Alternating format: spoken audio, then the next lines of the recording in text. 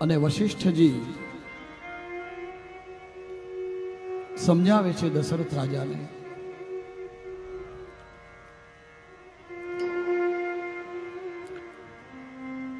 આ વર્ષમાં કુમારોના લગ્નના યોગ છે, માટે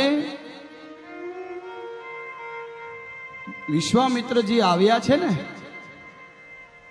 તો રામ અને લક્ષ્મણને આપો.